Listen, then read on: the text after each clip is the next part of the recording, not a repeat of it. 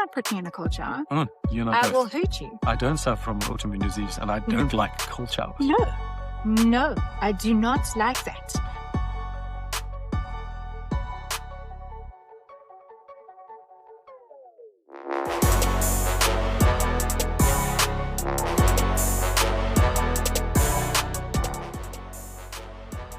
Let's talk about the physiological side, the cold showers, all of that kind of stuff too.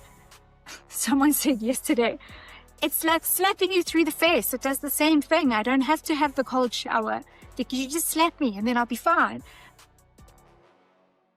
But let me explain it to you this way. And this is, there are, I'm not going to get into the Wim Hof method, but I'm going to... The what? The Wim Hof method. He was the guy that started cold plunging.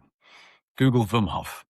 But let's start with your autonomic nervous system. Yes. Okay. So you have an autonomic nervous system. That's the part of you, brilliant, that literally just keeps everything ticking. So breathing, heart beating, just temperature regulation while you are thinking about what to eat and what to buy and all that sort of stuff. So that's what happens.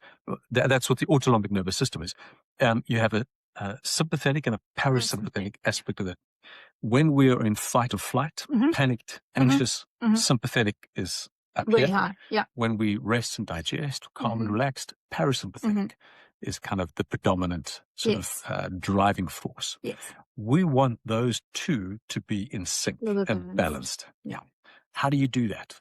Well, the most scientifically validated way of doing that, and Andrew Huberman's a big fan of this, is the physiological side. I love that. And it's something you can do often, all the time, before a big presentation, before a podcast with Douglas Jones, just to kind of regulate things. If your kids are getting out of hand, it's a wonderful way to kind of go, just official way to do it. So I'm sure you know what the official way is, but the physiological sigh is a maximal inhalation through your nose. So, and then, and at that point of maximal inhalation, you get even more. You fill it up there and then out through your nose, out through your mouth slowly.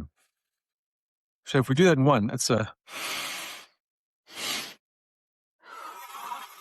Love that. Do that a couple of times and your sympathetic and parasympathetic literally go like this. The other thing that happens, and we can talk to this in a moment, is your heart rate variability almost doubles.